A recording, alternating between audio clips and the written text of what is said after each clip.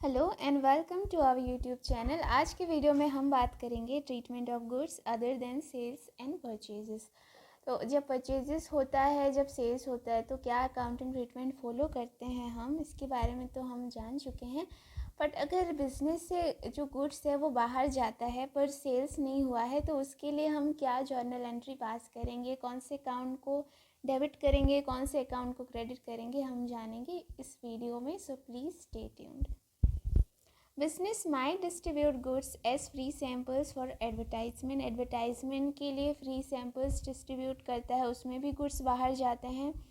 और मे distribute goods as charity. पर ये दोनों जो हैं सेल्स के परचेज नहीं, सेल्स के पर्पज़ से नहीं किया गया है, और यहाँ पर कुछ प्रॉफिट भी मतलब इन मॉनेटरी टर्म्स नहीं आ रहा है, तो हम यहाँ पर सेल्स अकाउंट को क्रेडिट नहीं करेंगे। In certain cases a business might suffer loss of goods due to accident और फायर। इस केस में भी जो गुड्स है वो बिजनेस से बाहर जा रहे हैं, यानी कि डिस्ट्रॉय हो जा रहा है। In both this cases goods go out of the business but not for sale, so purchase account is credited and advertisement और चैरिटी अकाउंट इज डेबिटेड। तो यहाँ पर इंस्टेड ऑफ सेल्स अकाउंट क्या क्रेडिट होगा आपका? Purchases account. And purchases account जैसे कि आप हमेशा जब परचेज करेंगे तो हमेशा डेबिट होता है, पर जब गुड्स बाहर जाते हैं बिजनेस से तो उस केस में परचेजेस अकाउंट क्रेडिट होता है। एंड एडवर्टाइजमेंट और चैरिटी अकाउंट और जो भी रेलिवेंट अकाउंट होगा वो डेबिट होगा। तो हम कुछ एग्जांपल्स देख लेते हैं। ये goods given away as charity ₹200 and cash ₹100। तो ये आपका चैरिटी और में आपका टोटल गया ₹300। ये कैश भी चैरिटी है, बट कैश को हम डायरेक्टली डेबिट करेंगे। कैश अकाउंट, बिजनेस से कैश बाहर जा रहा है तो हम उसे डेबिट करेंगे। और परचेजेस अकाउंट यानी कि जितना हमने गुड्स दिया है इस चैरिटी, आप याद रखिए कि चैरिटी तो जितना दिया उसमें से जितना गुड्स दिया चैरिटी में वो आपका परचेजेस अकाउंट में क्रेडिट होगा। और इसका नरेशन होगा being goods and cash given away as charity.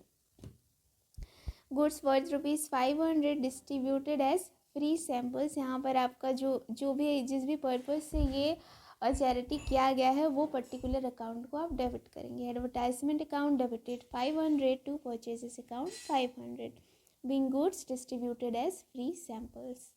ये दोनों तो सिंपल था, चैरिटी और एडवर्टाइजमेंट का। बस एक ध्यान रखने वाली बात है कि कैश जितना भी दिया होगा आप उसे डेबिट करेंगे, क्योंकि बिजनेस से बाहर जा रहा है, आप उसे परचेजेस अकाउंट के साथ मिक्स नहीं करेंगे। Goods destroyed by fire worth ₹5000।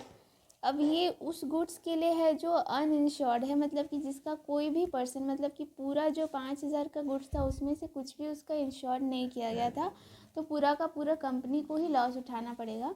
तो इस केस में जितना भी जो लॉस हुआ है या फिर किसी भी जो भी लॉस होता है उस लॉस को आप लॉस बाय फायर अकाउंट में लिखेंगे ₹5000 to purchases account 5000 being goods destroyed by fire. Uninsured goods के केस में आप ये एंट्री करेंगे। Goods worth ₹5000 were destroyed in a fire. Stock of goods was insured against fire to extent of 80% of their value. Insurance company paid proportionate claim in cash. तो insurance company जो है claim को पे कर दिया है, और कितना पे किया है? 80% पे किया है 4000 का, यानी कि 800। तो सॉरी 3200 पे किया है, और जो बाकी जो रह गया है 800 वो पे नहीं किया है। तो ये जो 800 रह गया इसे आप लॉस अकाउंट में डेबिट करेंगे, यानी कि loss by fire account debited 800। और जो कैश आया है आपके बिजनेस में थ्रू द इंश्योरेंस कंपनी उसे आप डेबिट करेंगे। And debited to purchases account 4000 being goods lost by fire and partial claim received. तो आपका जो ये लॉस बाय फायर जो है ये आप डेबिट करेंगे, और अमाउंट जो होगा वो उतना होगा जितना कि आपकी कंपनी लॉस उठा रही है। इस कंपनी में अगर इंश्योरेंस कंपनी ने इतना पे कर दिया है तो आपकी कंपनी कितना लॉस उठाएगी? 800। तो आपको वही अमाउंट यहाँ पर डेबिट करना है। और अगर इंश्योरेंस कंपनी क्लेम को पे कर देती है, अगर क्लेम को पे कर देती है तो उस केस में आपको कैश अकाउंट को डेबिट करना है।